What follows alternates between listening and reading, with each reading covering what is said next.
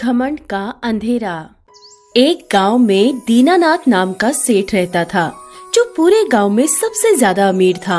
गांव के सभी लोग उससे थोड़ा डरते भी थे, क्योंकि दीनानाथ बहुत ही खड़ूस आदमी था, जो हमेशा बस अपनी बनाई हुई मैं की दुनिया में ही रहता था। एक दिन दीनानाथ गांव की सैर करके वापस घर आता है और देखता है कि उसकी घड़ी टूटी हुई जमीन पर पड़ी है और सामने उसका नौकर बैठा है। ये देखकर दीनानाथ को बहुत गुस्सा आता है और वो चिल्लाते हुए बोलता है, बदतमीज, मैं तुझे यहाँ काम करने की पगार देता हूँ, ना कि यूँ मेरे घर के सामान तोड़ने की। तूने मेरी इतनी कीमती घड़ी तोड़ दी। तुझसे एक काम अच्छे से नहीं होता है। सेठ जी, गलती से गिर गई। मैं सफाई कर रहा था, लेकिन पता नहीं मेरे हाथ से फिसल गई घड़ी और टूट गई। मुझे माफ कर दीजिए सेठ जी। गलती क्या होती है? हवेली में गलती की कोई जगह नहीं है। तुम जैसे छोटे लोग अमीरी की चकाचौंध में इतने अंधे हो जाते हो कि हमारे सामान को नुकसान पहुंचाने लग जाते हो। अरे जब सफाई अच्छे से नहीं होती है तुझसे, तो ये काम करता ही क्यों है? सेठ जी, आप ये क्या कह रहे हो? मैं यहाँ इतने सालों से काम कर रहा हूँ, मैंने आपका नमक खाया है। मैं भला अमीरी की चकाचौंध में कैसे खो सकता हूँ? तू अब इतना बड़ा हो गया है कि मेरे आगे ही मुझे सफाई दे रहा है। तुम जैसे गरीब लोगों को इतनी कीमती चीजों की रकम नहीं पता होती है ना, इसलिए अपने बाप का माल समझकर बस नुकसान ही करते रहते हो। यही अगर अपना होता तो ये गलती नहीं होती। सेठ जी, मैं मान रहा हूँ कि मुझसे गलती हो गई, मुझे ध्यान से साफ करना चाहिए था, लेकिन मैं इस नुकसान का भुगतान करने को तैयार हूँ। मेरे टुकड़ों पर पलने वाला अब मुझे भुगतान भरने की बात कर रहा है। ठीक है, फिर तू भुगतान भरना चाहता है ना, तो तेरे इस महीने की पगार नहीं मिलेगी तुझे, और अब ना तो तू इस हवेली में काम करेगा। सेठ जी, आप मुझे काम से क्यों निकाल रहे हो? मैं कहाँ जाऊँगा? मेरे पास तो कोई दूसरा काम भी नहीं है।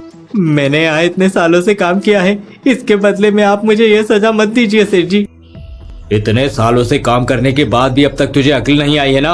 अब भी तुझसे ये गलतियां हो रही है। अब गलती की माफी नहीं, बल्कि अब गलती की सजा मिलेगी। नहीं सेठ जी, ऐसा मत करिए। मेरे बीवी बच्चों का क्या होगा, उनके बारे में तो सोचिए। मैं इतने सालों से आपका वफादार हूँ, मेरी वफादारी की ये कीमत तो मत दीजिए। मैं आगे से कभी ऐसी गलती नहीं करूँगा, आप मेरी बात का विश्वास कीजिए।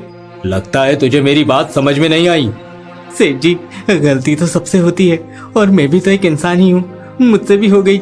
लेकिन आप मेरी इतनी सी गलती पर मुझे काम से मत निकालिए। चाहो तो कोई भी सजा दे दीजिए, लेकिन काम से मत निकालिए। मेरे पास कोई दूसरा काम नहीं है, मैं बेरोजगार हो जाऊंगा सेठ जी। तो मैं क्या करूं?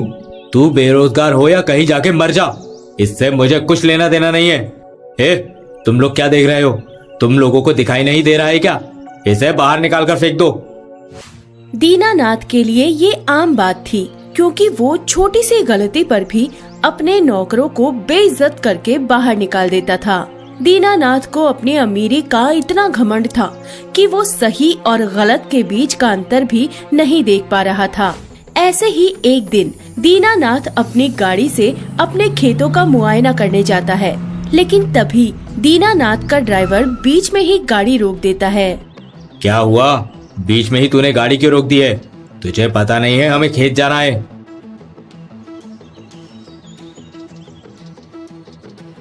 सेठ जी, वो आगे किसी की बैलगाड़ी खड़ी है, आगे जाने का रास्ता बंद है। किसी की बैलगाड़ी खड़ी है तो मैं क्या करूं? हॉर्न मार दो, खुद ही बैलगाड़ी हटा लेगा। पता नहीं कैसे लोग होते हैं। सेठ जी, शायद कुछ अटक गया होगा, तभी तो इतनी देर हो गई है। अभी तक इसने बैलगाड़ी नहीं हटाई। हमें दूसरे रास्ते से जाना चाहिए, क्योंकि ये रास्ता तो बंद हो गया है। अब हम इस रास्ते से नहीं जा सकते। हम क्यों भला दूसरे रास्ते से जाएंगे? जाओ, जाकर देखो किसकी इतनी हिम्मत हो गई है जो मेरी गाड़ी के आगे अपनी बैलगाड़ी लगाकर खड़ा है और मेरा रास्ता रोक रहा है। सेठ जी, वो बेचारा वैसे ही बैलगाड़ी चला चला कर थक गया होगा। आप क्यों उसकी मुश्किलें बढ़ा रहे हैं? हम दूसरे रास्ते से चले जाएंगे, और वैसे भी हमारे पास तो गाड़ी है, हमें गाड़ी से जाने में ज्यादा समय भी नहीं लगेगा। हम दूसरे रास्ते से चलते हैं। मैं तेरा सेठ हूँ या तू मेरा सेठ है? मुझे समझाएगा कि मुझे क्या करना चाहिए? भूल गया कि मैं कौन हूँ? तुझे इस गांव से निकालने में मुझे कुछ सोचना भी नहीं पड़ेगा।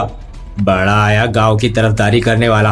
अरे तुम जैसों को तो मैं अपने जूते साफ करने के लिए रखता हूँ, इसलिए मेरे आगे ज्यादा अपनी जुबान मत चला। दूसरों का भला करने के चक्कर में कहीं तेरे साथ कुछ बुरा ना हो जाए, समझा? दीनानाथ के कहने पर ड्राइवर बैलगाड़ी के पास जाता है और देखता है कि वहाँ गांव का रघु नाम का आदमी बेहोश पड़ा था। ये देखकर ड्राइवर भागकर वापस दीनानाथ के पास जाता है और बोलता है, सेठ जी, वहाँ एक आदमी बेहोश पड़ा है। वो हमारे गांव में ही रहता है। हमें उसकी मदद करनी चाहिए। शायद कुछ खाना नहीं खाया होगा, इसलिए बेहोश हो गया होगा। अरे हम क्यों जाए किसी की मदद करने के लिए? हमने ठेका ले रखा है क्या किसी की भी मदद करने का? वो जो भी है उसे उठाकर फेंक दो कहीं और चलो जल्दी से। वैसे भी इन जैसों की तो यही औकात है। लेकिन सेठ जी, वो बेचारा सड़क पर बेहोश पड़ा हुआ है। हमें उसकी मदद तो करनी चाहिए। आखिर वो हमारे गांव का ही तो है और मेरे पड़ोस में ही रहता है। मैं जानता हूँ उसे। उसका नाम रघु है। अच्छा, तो पड़ोस में रहता है, इसलिए तुम उसकी मदद करने के लिए मरे जा रहे हो। मुझे किसी की मदद नहीं करनी है। इन गरीबों की मदद मैं क्यों करूं? मेरी शक्ल पर पागल लिखा हुआ है क्या? सेठ जी, ये तो गलत होगा ना कि हम किसी को मुसीबत में वहीं छोड़कर चले जाएं। और वैसे भी ये कोई पराया तो नहीं है। आप इस गांव के सेठ हो, आपका फर्ज बनता है ऐसे लोगों की मदद करना। आप खुद सोचिए, आप किसी की मदद करेंगे तो पूरे गांव में आपका नाम होगा कि आपने एक गरीब किसान की बेहोशी की हालत में मदद की। चलिए ना सेठ जी, हमें उसकी मदद करनी चाहिए। तुझ में बहुत चर्बी बढ़ गई है। उसकी तो मदद होगी नहीं, लेकिन मैं तेरे लिए बहुत कुछ कर सकता हूँ और ऐसा कुछ करूंगा कि आज के बाद किसी की भी मदद करने के लायक नहीं रहेगा। वो सड़क पर पड़ा है तो पड़े रहने दे। तेरे बाप का क्या जा रहा है? और वैसे भी इस गरीब की मदद करके मेरे ही कपड़े गंदे होने हैं। कीचड़ में पड़ा है, कीचड़ में ही मर जाएगा। किसी को कुछ पता तक नहीं चलेगा। लेकिन ये तुझसे हो नहीं पाएगा, इसलिए रुक, मैं अपने बाकी के आदमियों को बुलाता हूँ। अब वही इसको यहाँ से उठाकर कीचड़ में फेंकेंगे। दीनानाथ अपने आदमियों को बुलाता है और उनसे बोलता है, सुनो तुम सब लोग, इसकी बैलगाड़ी को तोड़ दो और इस आदमी को उठाकर कीचड़ में फेंक दो। पता नहीं कहाँ कहाँ से चले आते हैं। अरे जब चक्कर आया तो घर पर ही बैठे ना, काम पर क्यों जाते हैं? नहीं सेठ जी, ऐसे कीचड़ में मत फेंकिए। ये बेचारा वैसे ही बेहोश पड़ा है। अगर आपने इसे कीचड़ में फेंक दिया तो कहीं लेने के देने न पड़ जाए। इसे यहीं पर छोड़कर हम आगे चलते हैं। आप इसे यहीं रहने दीजिए ना। अरे जब तक इसे यहाँ से हटा नहीं देंगे तब तक हम आगे कैसे जा पाएंगे? तुम तो करने वाले हो नहीं ये काम, और तुम सब भी खड़े खड़े मेरी बात क्या सुन रहे हो? जो बोल रहा हूँ वो समझ में नहीं आया क्या? इसको उठाकर कीचड़ में फेंक दो और इसकी बैलगाड़ी तोड़ दो। आई बात समझ में? दीनानाथ रघु को कीचड़ में फिकवाकर वहाँ से चला जाता है। रात को जब रघु घर नहीं आता तो रघु की बीवी बहुत परेशान हो जाती है। यहाँ से वहाँ रघु को ढूंढने लगती है, लेकिन रघु का कुछ पता नहीं चलता। आसपास भी रघु नहीं मिलता तो उसकी बीवी कुछ काम वालों को लेकर खेत में भी देखने जाती है, जहाँ उसे रघु कीचड़ में पड़ा दिखता है और उसकी बैलगाड़ी भी टूटी हुई नजर आती है। कीचड़ में रहने की वजह से रघु को निमोनिया हो जाता है और जब ये सारी बात गांव वालों को पता चलती है कि आखिर रघु की इस हालत का जिम्मेदार कौन है, तो सब लोग दीनानाथ का विरोध करते हैं। तभी गांव का एक आदमी बोलता है, इस दीनानाथ के अत्याचार तो दिन पर दिन बढ़ते ही जा रहे हैं। हम जितना शांत रहते हैं, ये हमारी चुप्पी का उतना ही फायदा उठा रहा है। अब हमें और चुप नहीं रहना है। अब हमें उसके खिलाफ अपनी आवाज उठानी ही होगी ताकि वो इस बार कुछ ऐसा वैसा ना कर सके। आज इसने रघु भाई के साथ ऐसा किया है, कल को यही सब हमारे साथ भी हो सकता है। इसलिए अब हमें दीनानाथ को उसकी हद दिखानी जरूरी है। गांव वाले दीनानाथ का विरोध करते हैं और ये सारी बात दीनानाथ को पता चल जाती है, तो वो उन सभी गांव वालों के घरों में आग लगवा देता है जो उसका विरोध करते हैं। इसीलिए जो बचे हुए लोग विरोध करना भी चाहते थे, वो सभी डर कर चुप रह जाते हैं। कुछ दिनों बाद रघु की हालत में थोड़ा बहुत सुधार आने लगता है। तभी रघु का बेटा रोहित, जो पढ़ाई के लिए शहर गया हुआ था, वो वापस आता है। रोहित के हाथ में मिठाई का डिब्बा होता है और जैसे ही वो कदम रखता है तो देखता है कि उसके पिता बिस्तर पर हैं। ये देखकर रोहित परेशान हो जाता है और अपनी माँ से कहता है, माँ, ये सब क्या है? पिताजी की ऐसी हालत कैसे हुई? और ये सब आपने मुझे बताया क्यों नहीं कि पिताजी इतनी बुरी हालत में हैं कि वो अपने बिस्तर से उठ भी नहीं पा रहे हैं? पिताजी के ऐसे हालत क्यों हुए, मुझे बताएं माँ। बेटा, ये सब उस दुष्ट दीनानाथ की वजह से हुआ है। उस दिन तेरे पिताजी को चक्कर आ गए थे और वो सड़क पर ही बेहोश हो गए। लेकिन वो दुष्ट दीनानाथ, उसने तेरे बेहोश पिताजी को कीचड़ में फेंकवा दिया और उनकी बैलगाड़ी भी तोड़ दी।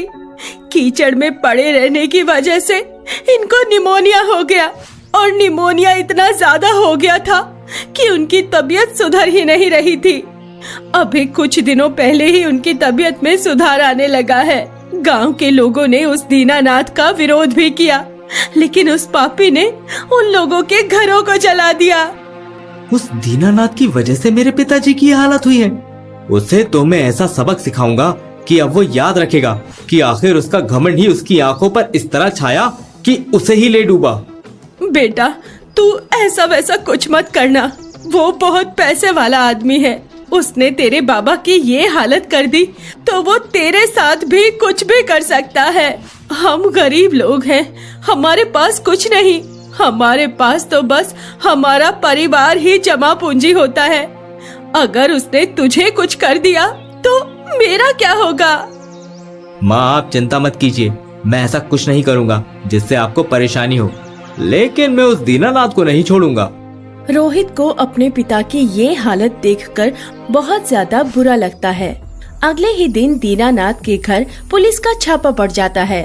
छापा पड़ने के कारण दीनानाथ की सारी प्रॉपर्टी, सारे खेत जो उसने गरीबों से धोखे से अपने नाम करवा लिए थे, वो सब सरकार जब्त कर लेती है। दीनानाथ को कुछ समझ नहीं आता कि आखिर इतनी जल्दी उसके साथ ये क्या हो गया। दीनानाथ ये सब सोच ही रहा था कि तभी वहाँ उसका एक नौकर मोहन भाग कर आता है और उसे बताता है, सेठ जी कहाँ हैं आप? जल्दी से बाहर आइए। अरे क्या हो गया? एक तो वैसे ही मेरा दिमाग नहीं चल रहा है, इतना सारा नुकसान एक साथ हो गया, ऊपर से तू अपना गला बार बार चीख के क्यों फाड़ रहा है? बोल, क्या बात है? सेठ जी, गजब हो गया। आपके साथ ये सब जो हो रहा है, पुलिस का आना और आपकी प्रॉपर्टी जब्त हुई है, ये किसी और की वजह से नहीं बल्कि हमारे गांव का जो नया कलेक्टर आया है उसकी वजह से हुई है। ये सब उसने ही किया है और वो कोई और नहीं बल्कि उस रघु का ही बेटा है जिसे कुछ दिन पहले आपने कीचड़ में उठाकर फिकवा दिया था। अपने नौकर की बात सुनने के बाद दीनानाथ के तो होश ही उड़ गए। वो कुछ सोच पाता उससे पहले वहाँ इंस्पेक्टर अपने कुछ हवलदार को लेकर आ जाता है और दीनानाथ को गिरफ्तार कर उसे जेल में बंद कर दिया जाता है। इसी तरह दीनानाथ का घमंड का अंधेरा जेल के अंधेरे में बदल जाता है। कहानी से सीख। इस कहानी से हमें ये सीख मिलती है कि हमें जीवन में कभी भी किसी चीज का घमंड नहीं करना चाहिए, क्योंकि उसका परिणाम हमें एक न एक दिन भुगतना ही पड़ता है।